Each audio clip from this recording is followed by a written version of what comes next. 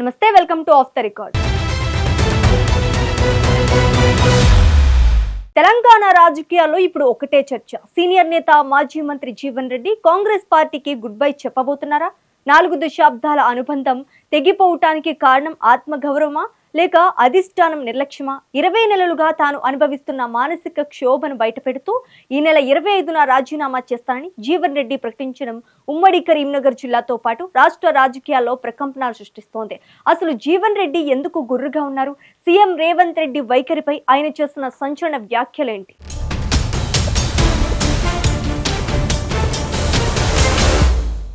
కాంగ్రెస్ పార్టీలో నిబద్ధత కలిగిన నాయకుడిగా, క్లీన్ ఇమేజ్ ఉన్న నేతగా జీవన్ రెడ్డికి గుర్తింపు ఉంది. అయితే గత కొంతకాలంగా జగిత్యాల రాజకీయాల్లో జరుగుతున్న పరిణామాలు ఆయన్ని తీవ్రంగా కలిచివేస్తున్నాయి. 10 ఏళ్ల పాటు ప్రతిపక్షంలో ఉండి లాఠీ దెబ్బలు తిని పార్టీని అధికారంలోకి తీసుకొస్తే ఇప్పుడు ఇతర పార్టీల నుంచి వచ్చిన వారికి అందలం ఎక్కించడంపై ఆయన ఆగ్రహం వ్యక్తం చేస్తున్నారు. ముఖ్యంగా జగిత్యాల ఎమ్మెల్యే సంజయ్ కుమార్ ను కాంగ్రెస్ లో చేర్చుకోవడం, ఆయనకి ప్రాధాన్యత ఇవ్వడం జీవన్ రెడ్డికి మింగుడు పడటం లేదు.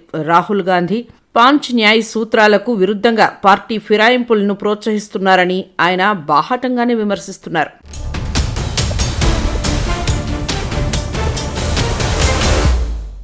జీవన్ రెడ్డి సంచలన నిర్ణయం తీసుకున్నారు. ఆత్మగౌరవం లేని చోట కొనసాగలేనంటూ కాంగ్రెస్ పార్టీకి రాజీనామా చేస్తున్నట్లు ప్రకటించారు. గత 20 నెలలుగా పార్టీలో జరుగుతున్న పరిణామాలు తనను తీవ్రంగా మానసిక క్షోభకు గురిచేశాయని ఆయన ఆవేదన వ్యక్తం చేశారు. 10 ఏళ్ల పాటు ప్రతిపక్షంలో ఉండి పార్టీని అధికారంలోకి తెచ్చేందుకు కష్టపడితే ఇప్పుడు ఇతర పార్టీల నుంచి వచ్చిన వారికి ప్రాధాన్యత ఇస్తూ పాత కార్యకర్తల మనోభావాలను దెబ్బతీస్తున్నారని వాపోయారు. మున్సిపల్ ఎన్నికల సమయంలోనే తన అసంతృప్తిని వ్యక్తం చేసిన ఆయన ఈ నెల 25న పార్టీ సభ్యత్వానికి, ఏఐసిసి సభ్యత్వానికి అధికారికంగా రాజీనామా చేయనున్నట్లు జగిత్యాలలోని తన స్వగృహంలో స్పష్టం చేశారు.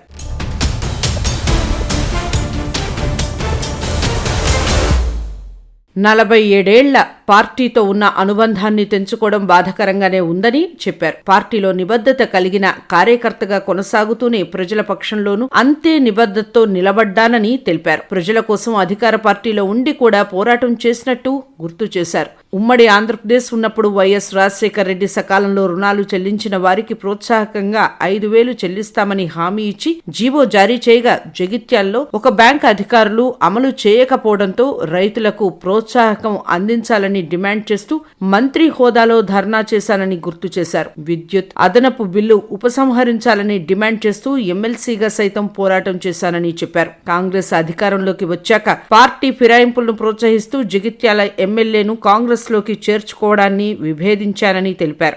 రాహుల్ గాంధీ పార్టీ ఫిరాయింపులను వ్యతిరేకిస్తూ సూచించిన పాంచ్ న్యాయ్ సూత్రాలకు విఘాతం కలుగుతుందని అధిష్టానానికి వివరించానని తెలిపారు.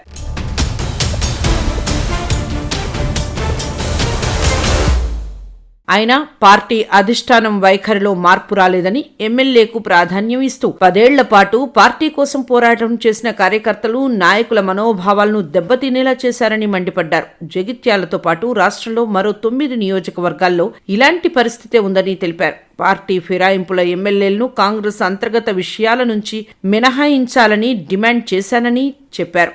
శనివారం మంత్రులు శ్రీధర్ బాబు, లక్ష్మణ్ కుమార్ వచ్చి పార్టీకి రాజీనామా చేసే విషయంలో పునరాలోచన చేయాలని విజ్ఞప్తి చేశారని, అయితే సమస్యకు పరిష్కారం ఆత్మగౌరవం లేనప్పుడు పార్టీలో కొనసాగడం సరికాదని వారికి స్పష్టం చేశానని చెప్పారు.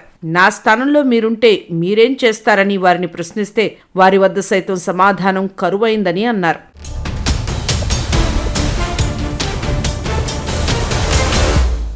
పదేళ్లు ప్రతిపక్షంలో అష్టకష్టాలు పడ్డామని, అధికారంలోకి వచ్చి పదవులు, గౌరవం లభించే సమయంలో ఎవడో శత్రువు వచ్చి నోటికాడి ముద్ద లాక్కుంటే ఎంత బాధగా ఉంటుందో అర్థం చేసుకోవాలని సూచించారు. జగిత్యాల నియోజకవర్గంలో తన అనుబంధం విడదీయలేనిదని, తాను ఎమ్మెల్యేగా గెలిచినా ఓడినా ఇక్కడి ప్రజలు ఆదరిస్తూనే వచ్చారని చెప్పారు. స్థానిక ఎన్నికల్లో తాను బలపరిచిన వారిని గెలిపించారని గుర్తు చేశారు. కార్యకర్తలు, నాయకులు, శ్రేయోభిలాషులతో ఈ నెల 25న ఏర్పాటు చేసిన సమావేశంలో కాంగ్రెస్ పార్టీకి రాజీనామా చేయడంతో పాటు భవిష్యత్తు కార్యాచరణను పునరుద్ధరించుకుంటానని స్పష్టం చేశారు.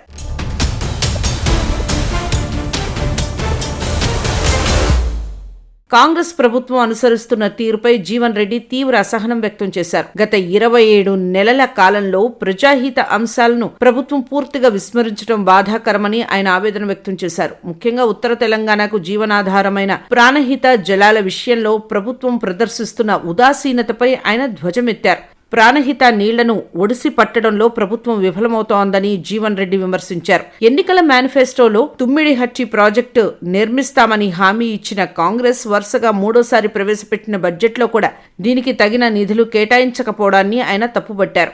గత ప్రభుత్వ హయాంలో నిర్మించిన మేడిగడ్డ ప్రాజెక్టుకు కనీస మరమ్మతులు కూడా చేయించకపోవడం సరికాదన్నారు.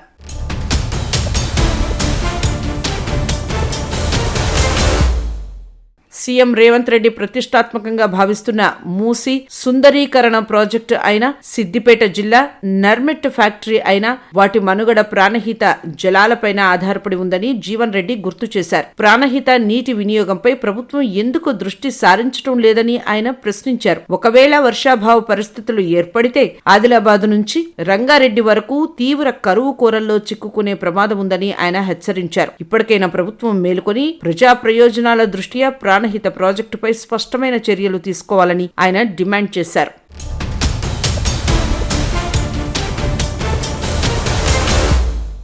42 కాంగ్రెస్ కోసం పనిచేసిన తనకు పార్టీలో అన్యాయం జరగడానికి సీఎం రేవంత్ రెడ్డిదే బాధ్యత అని మాజీ మంత్రి జీవన్ రెడ్డి అన్నారు. పీసీసీ అధ్యక్షుడిగా ఉన్న రేవంత్ రెడ్డి, ఎల్పీ లీడర్ గా ఉన్న Bhatti Vikramarka CM, deputy CM అయినప్పుడు శాసన మండలిలో 5 ఏళ్ల పాటు ఒంటరి పోరాటం చేసిన తనకు మంత్రి అయ్యే యోగ్యత లేదా అని ప్రశ్నించారు. 20 నెలల గడువు ఉన్నప్పటికీ మంత్రి పదవి ఎందుకు ఇవ్వలేదని నిలదీశారు. గడువు ముగిసిన తర్వాత మరోసారి ఎమ్మెల్సీ స్థానాన్ని ఎందుకు తనకు ఇవ్వలేదని ప్రశ్నించారు. దీనిలో సీఎం రేవంత్ రెడ్డికి పాత్ర లేదా అని ప్రశ్నించారు. తన ప్రత్యర్థి ఎమ్మెల్యే సంజయ్ కుమార్ ను కాంగ్రెస్ లోకి తీసుకుని ప్రాధాన్యం ఇచ్చి కాంగ్రెస్ నుంచి వెళ్లిపోయేలా చేయడంలో సీఎం రేవంత్ రెడ్డిదే ప్రధాన పాత్ర అని స్పష్టం చేశారు.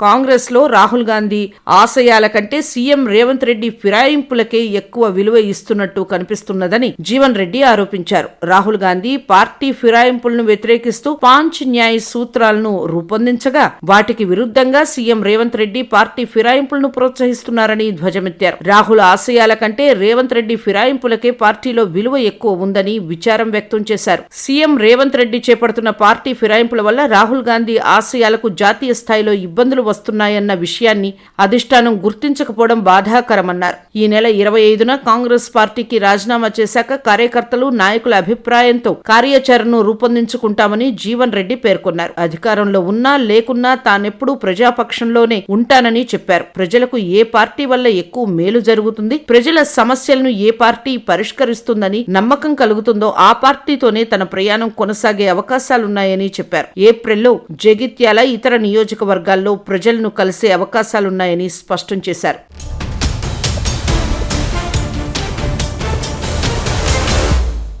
తాను మంత్రిగా ఉన్నప్పుడే రైతుల కోసం సొంత ప్రభుత్వంపై ధర్నా చేసిన వాడిని, ప్రజల పక్షాన నిలబడటమే తన నైజం అని జీవన్ రెడ్డి గుర్తు చేశారు. మంత్రులు శ్రీధర్ బాబు, లక్ష్మణ్ కుమార్ వచ్చి నచ్చజెప్పే ప్రయత్నం చేసినా సమస్యకు పరిష్కారం లేనప్పుడు రాజీనామా తప్పదని ఆయన తేల్చి చెప్పారు. మరి 25వ తేదీన జీవన్ రెడ్డి తీసుకోబోయే నిర్ణయం తెలంగాణ కాంగ్రెస్ లో ఎలాంటి మార్పులకు దారితీస్తుందో వేచి చూడాలి.